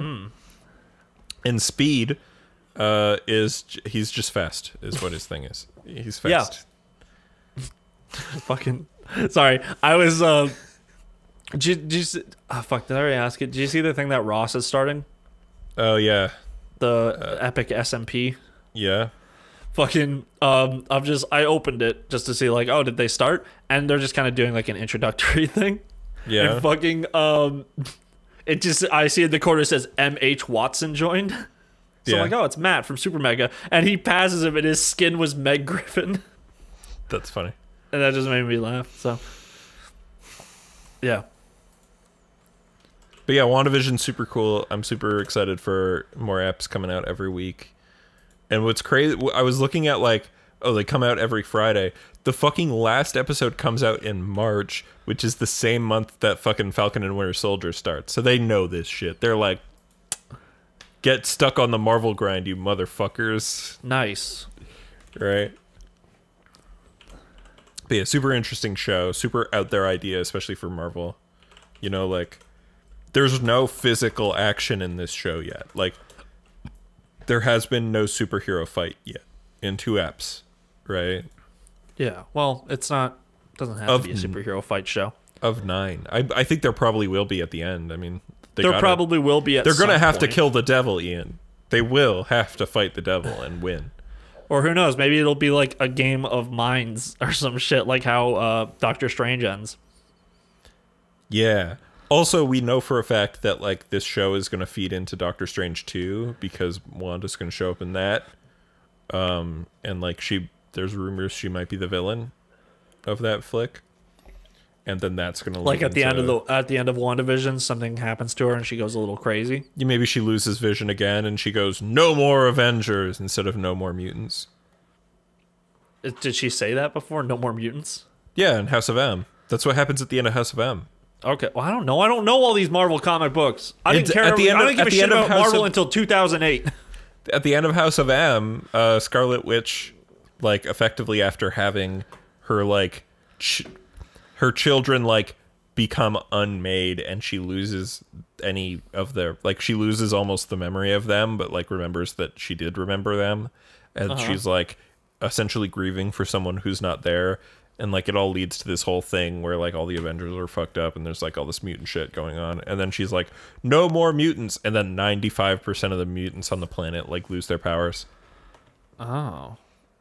You know, Wolverine doesn't, but, you know. Wolverine's too cool. Yeah. Imagine if Wolverine lost his powers. But he already had the fucking claws out. That's what I'm saying. He would be a regular guy with a metal skeleton with claws that just cut him all the time. Well, actually, they would be just constantly like holes in his hands because like it didn't heal up. He'd just be bleeding all the time. In the Wolverine comics, he can't it does like, you know how in the movie they were like, "Oh, every single time I bring it out, it hurts me." Yeah. Wasn't that also a thing in the comics? Except he just got over it. Well, yeah, like... kind of like how Deadpool's always in pain. Yeah, well, Deadpool has cancer. Yeah, but like his body, he's at like the cancer's like it's always at the late stage. It's just that he recovers so fast it can't kill him. Well, he's like recovering at the same speed that his cancer is advancing. Yeah, that's what, but like it feels painful all the time. Oh, yeah. Yeah. Same with Wolverine, where it's like him taking out the claws hurts every time. It's just you just get used to it. It's just a good. It's just listen, Ian, I don't know if that's canon, but it's just a good line in the X-Men one where it's like when Rogue's like, "Does it hurt?" and he's like, "Every time." It's just a good fucking line. Like it's Wolverine claws hurt himself. Look, I'm just gonna say they do. Almost certainly do. Well, according to Screen Rant, it was actually painful, but fuck off. I don't care if it's Screen Rant. Yeah. I mean, Screen Rant is fucking Screen Rant. They're not like, you know. I don't know. 5 reasons why Wolverine's bone claws are cooler. No, they Not aren't. Cooler. Not cooler than adamantium. Not at all. Adamantium's cooler. They were honestly horrifying to look at. Well, they're creepier, which I would argue is cool. And also the bone claws aren't canon. Aren't they? No.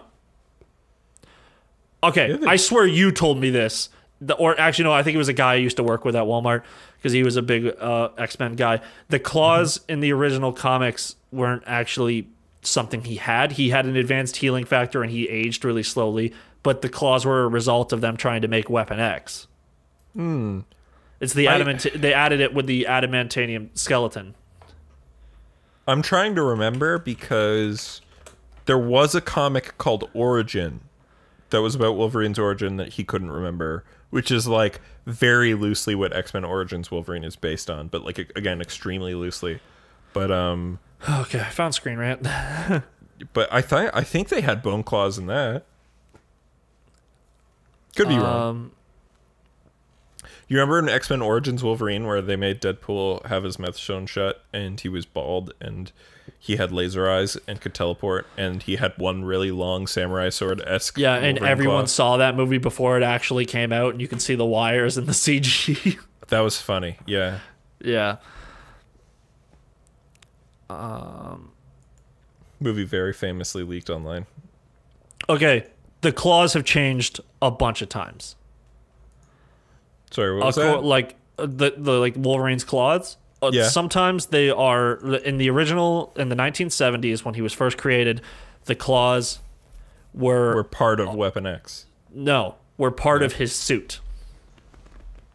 Like the suit he wears for the Wow, X-Men. when he first showed up in the Hulk, that's what the explanation was? Yeah. And then they keep changing it. Yeah, in the 80s they put out the official Marvel handbook and they said the claws are pure adamantium that were added to his skeleton. Mm-hmm. So it's an addition because of the Weapon X. And then in 1993 it became like the claws are part of his body. They're bone claws. Yeah. So for about as long, so for 23 years they weren't, and then in 1993 they were. So for the last 28 years, the claws have been a part of his body. Yeah. So the bone claws were canon. Yeah. It was like the thing I can't remember which X-Men it is. I think it's one of the first 3 where he gives someone the finger by just putting up the middle claw. I think that's X2. Yeah, the best one. Mm-hmm. And that's why. Just that one part. Yeah. Not the fact that Nightcrawler's in it. Yeah. Nightcrawler's but also the best fucking X-Men. The part where he the part in Logan when he he puts them out and like one of them doesn't come out all the way. Because he's old now and it's an erectile dysfunction joke. Yeah, but also it was that, but it is just the whole concept is gross, and in like the original X-Men movies, they just were like, oh no, they just pop out, and then the later one's like, no, you can see the part where his skin separates, flaps open in Logan. Yeah, especially. That movie's good. I need to watch that movie again. X2? No, Logan. Oh, Logan's awesome. It's a fucking great movie, man. Logan's the best. Yeah. So speaking of movies, did you hear about Deadpool 3? No, I did not. What's in that? Deadpool 3. So they've announced more info about it, other than the fact that it's being written by a couple women who were previously writers for Bob Spurgers. So that's cool that they got new writers. But they also announced women aren't funny. Fuck you, Ian. That's me quoting the Joker from Harley Quinn. Please don't cancel me. But also, it is still going to be R-rated, and according to Kevin Feige, it's going to be in the MCU. So, women aren't funny. That's the actual. I don't know why Dan just fucking posted that in my Discord. With like, it's just the Joker saying women aren't funny, and then shooting a goon in the stomach. Man, fucking Harley Quinn's so good. Yeah, go on with your shit. Oh, I was just gonna say, like, Kevin comic Feige book announced that they're gonna do Deadpool 3 in the MCU and it's still gonna be R-rated. Nice. I hope they just kind of, like, Deadpool just says something. He's like, where were you guys for, like, the last 2 adventures? Or Deadpool will try to find the X-Men and doesn't know where they are. Yeah. He's like, where's Colossus? Or what was that his name? Yeah. The metal guy. Colossus, yeah. Okay, and Negasonic Teenage Warhead. Yes. Love how you remember that one. Because she's so cool. Yeah. It's so funny, though. They completely changed what her powers were from Grant Morrison's new X-Men. Because she was kind of a background character. Yeah. Also, that fucking joke from Deadpool 1 where he's just like, it seems kind of empty in there. It's almost as if we couldn't afford extras or whatever the fuck. Yeah, it's like, every time I come here, it's just one of you 2 guys. It's almost as if we don't have the money for all the other X-Men. Yeah. And then in the second one, he goes inside and he's like, where is everybody? I still only see you guys. And then the entire cast of Dark Phoenix just, like, closes the door quietly behind him. Oh, like the actual, like the kids? Yeah, all the characters from Dark Phoenix. Nice. It's like James McAvoy, like, closes the door or whatever. It's so funny. Is it Stewart or McAvoy in there? These timelines are so confusing. The Deadpool movies are good. Yeah. Honestly. Like, Juggernaut's in the second one. That's fucking awesome. Man, I was reading, you know what? Either I was reading about it or that dude on TikTok was telling me about Juggernaut. Yeah. But Juggernaut's powers are stupid. What do you mean? He runs so fast he can run through a fucking mountain. Yeah, but also how his powers aren't actually, like, he's not, like, in the original ones, he wasn't a mutant. Oh, yeah. He had, like, a fucking crystal that made him strong. Yeah. He's Xavier's brother. I think it said stepbrother. Oh, yeah, you're right. They're, like, related somehow, but, like, not blood. In Deadpool 2, they also have a line referencing that. So, speaking of movies, I watched 2 movies this week. Oh, I thought that was one movie, and I was like, why do you have those 2 next? I watched, well, first, I joined my Discord, and they were watching Spies in Disguise, the movie where Will Smith is turned into a pigeon by Tom Holland. And how was it, Ian? It was, for a kid's movie, honestly not bad. Entertaining. But also just so fucking stupid. And the guy, I can't remember the actor's name. The guy who plays the main Skrull in Captain Marvel. Ben Mendelsohn. Yeah, Ben Mendelsohn's the villain. That guy has a really good voice. He does sound like Australia. there's... Yeah, but like just the way he talks. But there's like a thing... I said this in... when I saw Captain Marvel, but it's just the way he talks. It sounds like he has like those plastic vampire teeth in his mouth. Like it sounds like he's trying to keep him in the whole time. Wasn't that just because he was in that makeup for Captain Marvel? No, but that's just what he talks like. Oh, he didn't sound like that in Rogue One, I thought. He doesn't. That's what's weird, is he sounds like that in... I think that's like a voice he does when he's like trying to be more mysterious or evil or whatever. Yeah, so we watched Will Smith Pigeon movie. Enjoyed it. Wasn't bad. Just kind of like, you know, standard... It's a modern kids movie where it's like, we got to reference the internet and memes. And it's like, no, you don't. So from the, you think it's like, you know, for the studio that did the Emoji movie, pretty good? Yes. Okay. Like, like, I would say if my nephew was over and, like, he was like, I want to watch a movie. And he was like, I want to watch this pigeon movie. I'd be like, all right, sure. Yeah. With the Emoji movie, I'd be like, no. Then you slap him in the face and you put They're not going Spider-Verse to. in anyway. Oh yeah, obviously. Yeah. No, I think I'd wait for that one because he's got to be old enough to understand how good that movie is. He's got to be old enough to understand that Spider-Man's dead. I want him to cry in the first 30 seconds of that movie or first 30 minutes. Yeah. Yeah. And then after we watched the Will Smith Pigeon movie, we're like, fuck it. We watched The Incredibles. Oh, how do you like the best Fantastic Four movie to date? Yeah, that's what it is. Incredibles is incredible. That's all. Yep. It's a really well-written movie. Everything they do in the movie is really cool. Like, just the design choices are great. It's fucked up that Brad Bird made one of the best animated movies ever, and then made the best Fantastic Four movie ever, and then made the best Mission Impossible. What's the best Mission Impossible? Ghost Protocol. Oh, it's okay. I thought you, because the other two you just said were not actually the things you were saying. Well, the best animated movie ever is The Iron Giant. I don't think that it's maybe a bit much, but it's still it's a pretty good take. Yeah. It's not like you said like Beauty and the Beast or something. Well, then Beauty and the Beast won an Oscar, or was nominated. Yeah, I'm not saying it's a bad movie. I'm just saying it wouldn't be the best.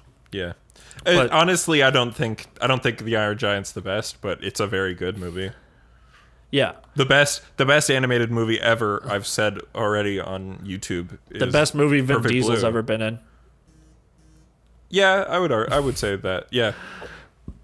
Band of Brothers isn't a movie, so yeah. I was gonna say, is he in Band of Brothers? I thought he's in one of them. He's in Saving Private Ryan. Oh, that's it. I get those. He's the guy who dies at like the beginning, or like when they get sent on their like 5-person mission. I thought it was Band of Brothers that he was in. No, I don't like war movies.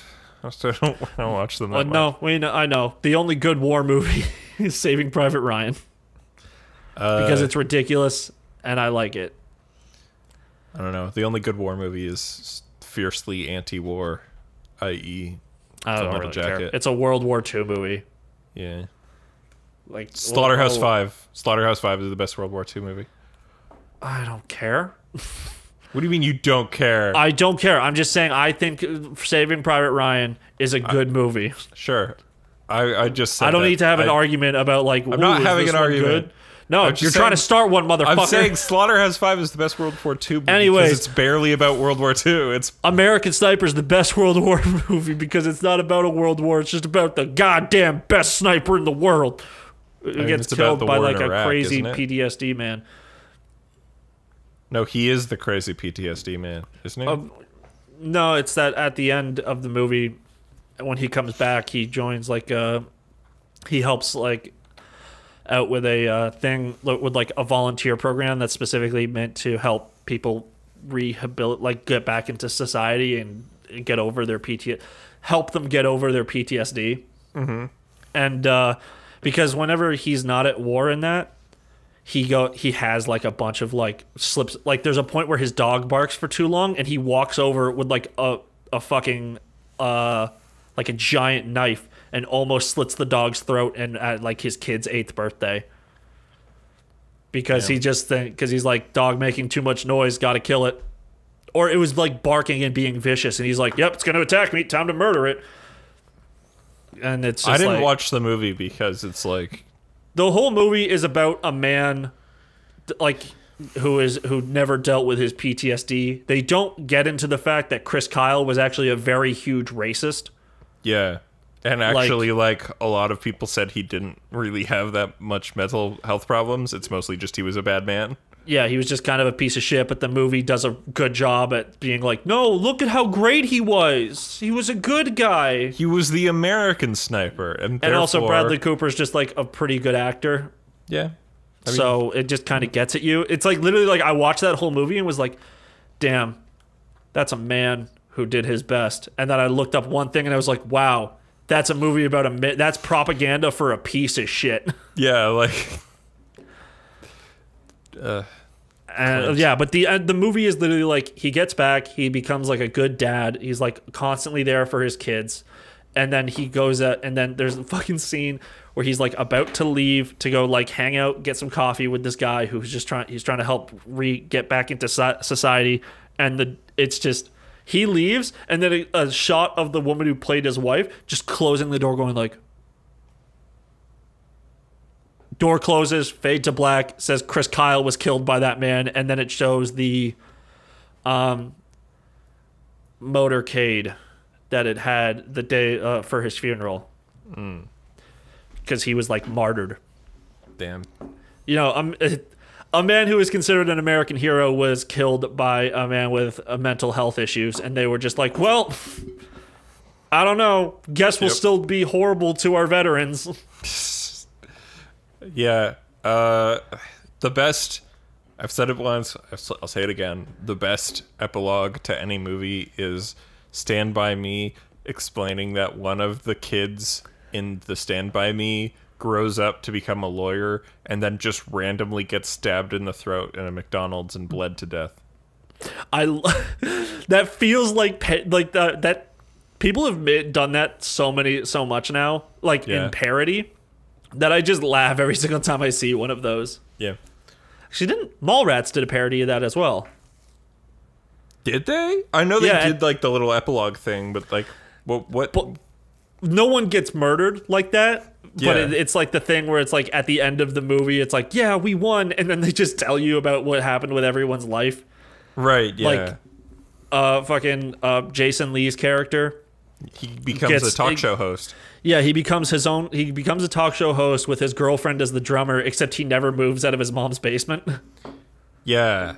Yeah. And then I think I'm certain he probably has in canon now because he shows up in the new Jay and owns Silent the Bob comic book reboot. store in Jay and Silent Bob Strike Back. But in the second Jay and Silent Bob, he still owns the comic book store and he's old.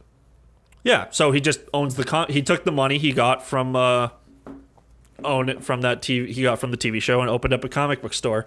Yep.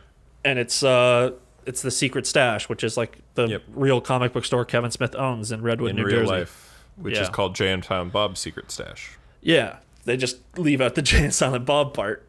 Yeah.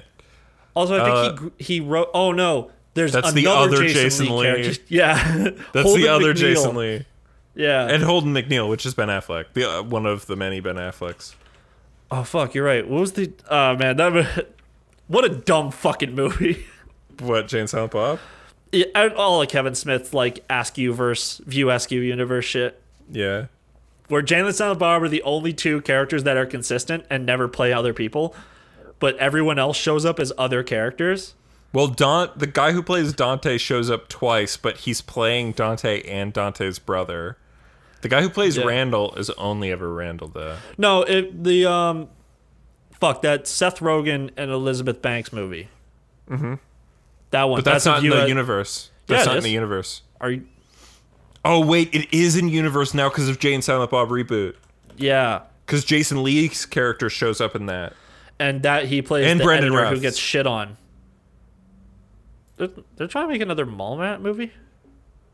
He was trying to do not. He was trying to do a bunch of different ones. Oh. He's working on another Clerks 3. Yeah, he said in 2015 Mallrats 2 was being written and was going to be shooting in summer 2016. Didn't end up happening. That did not happen. But then last year he said that development had started again. Yeah, he's writing a Clerks 3 now. So Zack and Miri Make a Porno is considered a related film. Yeah, because the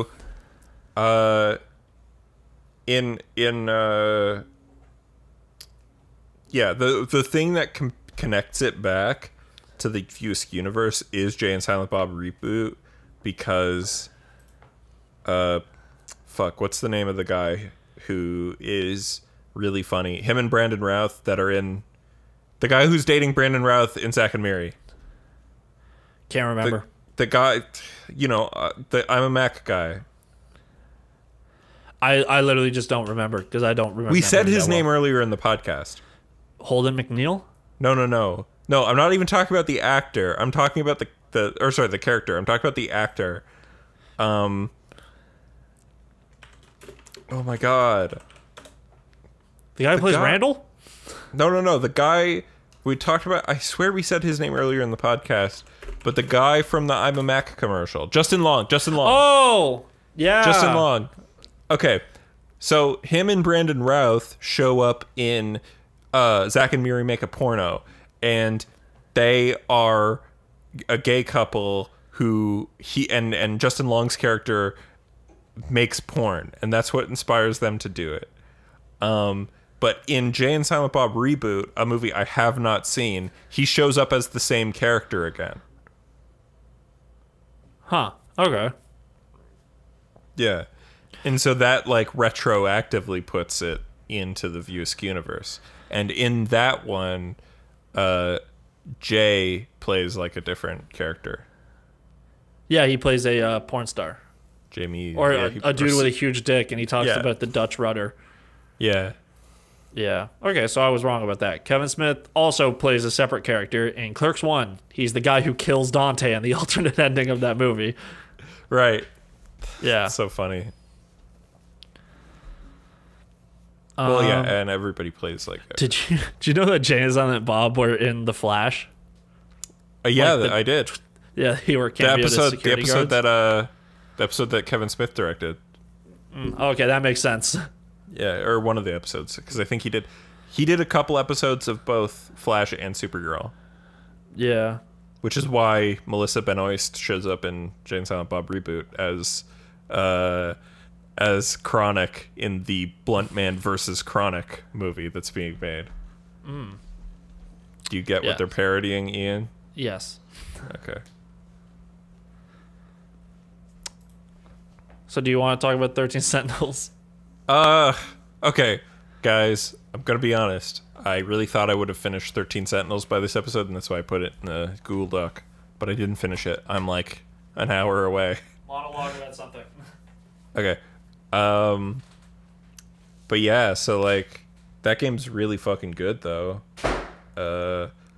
Again, if you like, the problem is it's super easy to spoil. So I think next week, depending on if Ian is or isn't down, I was probably thinking of doing like a separate spoiler cast like we sometimes do on this show for a bonus episode. Because I do want to talk about the spoilers, but it really depends on like whether Ian wants to do it. But I would love to do the spoiler cast. I think that'd be really, really swell.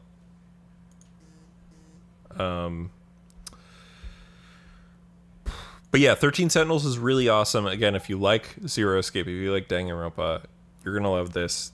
It's like that, but with like more money, with better art styles and like visuals and stuff. And on top of that, like it is like those games in the sense that it's like a game that's mostly talking and story stuff followed by like some actual gameplay, but there's way more like the story stuff is way more. It's not visual novel. It's like it's more like cutscenes and walking around areas, which is like kind of more than something like Zero Escape has in terms of like the way it tells its story, which is just like a visual novel.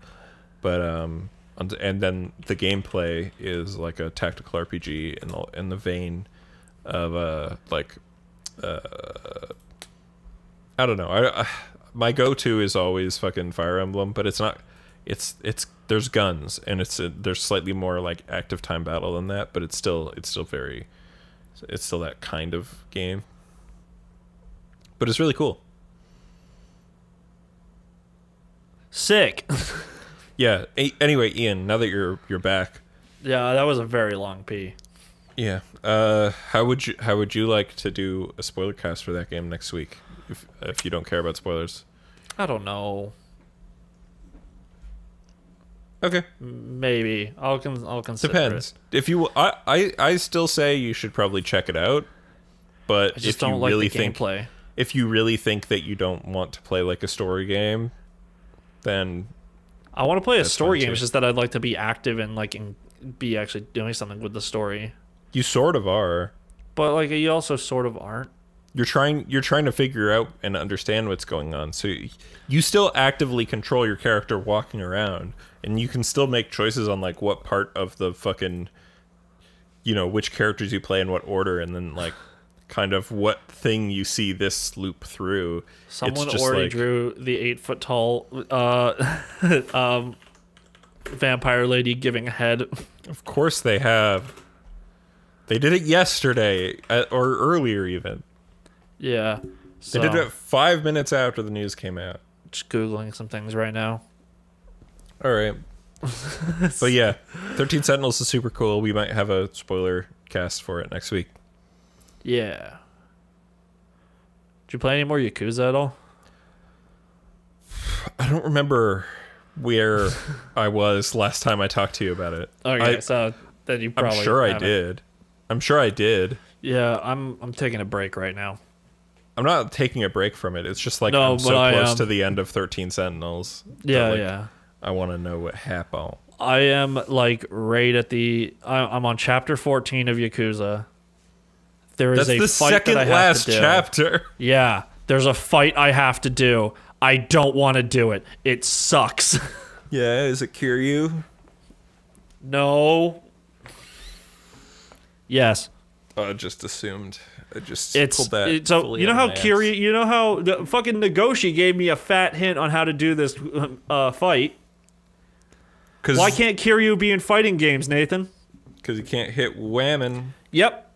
He won't hit the girl characters? He won't hit Eri or Seiko. So you have to make the entire party... Ichiban has to be there. You have to use Eri and Seiko. Ichiban just has to sit there and heal everyone else the entire time. You don't get to do any moves with him. You're supposed to have Jungi Han in your party because he uses poison, and poison is the only thing Kiryu can be afflicted with. He's also weak to water. Yeah, except you have to which is actually ice in this game for some fucking reason, and you have to beat the shit out of him with the girls and just tank hits as Ichiban and Jungi Han. But wouldn't it be better to tank hits as a Dachi? Jungi Han is the only person who has poison moves. So and you have to have Ichi. You want to poison him, but even doing that, like that way of fighting him, the fight takes I fought him for 30 minutes doing good damage without Jungi Han and just having the two girls in my party, and I only got him into his second phase. Ian? Yeah. You need to grind. Battles are not supposed to take that long. Nathan, I am the same level. No, I'm not going to grind to 99. I am the same level as Kiryu is in the game. Yeah, but bosses, you need to be a couple levels over. I was the same level when I fought Majima, and that fight was perfectly fine. Yeah, this is just the first fight in the game that I'm encountering. Do you want to know why? This is the first fight in the weak to water moves? Why? Because in Dragon Quest, dragons are weak to water. Okay. And he's a dragon. Majima is also weak to water. I mean, I guess he's also a dragon. Oh, no, wait. Actually, I think Majima's weak to fire and Seijima's weak to water. Just gonna look at Majima weakness. I'm not saying it's true for every character who's weak to water. I'm saying that's why they chose to do that. He's weak to fire. Majima is? Yeah. What's Seijima? Now I have to find an actual link. Assholes. Sajima is weak to the cold. Oh, like the common cold? Like when you got people wet? It's what they call it. That's what the water actually is. It's like because it's like hot, which is fire, cold, which is water, and then electric is electric still because it's whatever. But it's also stun. Yeah. Yeah. But you get stunned because of electric shit. But you can also inflict stun by hitting somebody with a bicycle. Oh, no, you can inflict paralysis is what it is with stun. Yeah. Yeah, so, I don't know. Just the fight's really annoying. I'll probably go and grind more and make my team, very powerful. But I know you go to Kamurocho, in the game, in, the final fucking chapter, and there is a battle tower thing in the Millennium Tower. Yeah, it's probably the Chrysler Building. What? It is a reference. It is a reference to a game that you will not play. Ah. Okay, in Parasite Eve 1, there is a new game plus. So that game's like if Resident Evil was also a turn-based RPG. And after you beat the game, there is a dungeon in the Chrysler Building. Yeah. That's cool. Yeah, it is cool. It's a cool game. I just gotta fucking play the game as it really wants you to. I just kind of I want to play and do what I've got to do. I want to play my way. But the game's no, you're going to play our way right now. And that's why Sekiro sucks. Anyways. All right, guys. Thanks so much for listening or watching this episode of the Media Hole podcast. We do love you over here. If you want to follow, or sorry, if you want to see the YouTube channel, which has every episode of this show, plus VODs from when I stream, and also sometimes, occasionally, some like video essay style content from me. That's at youtube.com/N8SComedy. If you want to follow me personally, you're going to want to go to @TheMediaHole on Twitter. You're going to want to go to @TheMediaHole on TikTok. You can go to twitch.tv/TheMediaHole, which is where I stream. And you can also go to whenyourballs.get-stuck-to-your-leg.tumblr.com. Cool. Change your name. That was very quiet. Change your name. And, of course, if you want to find more of Ian, he is everywhere at StrugglesV. He recently came under fire for some comments in a boardroom, along with other conservative leaders here in Canada, where he said that genocide's chill, actually. All right, guys. Thanks so much. Oh, I really hate you. Fuck you. Fuck you, Ian. Fuck you. You just said whatever. Bye. Bye.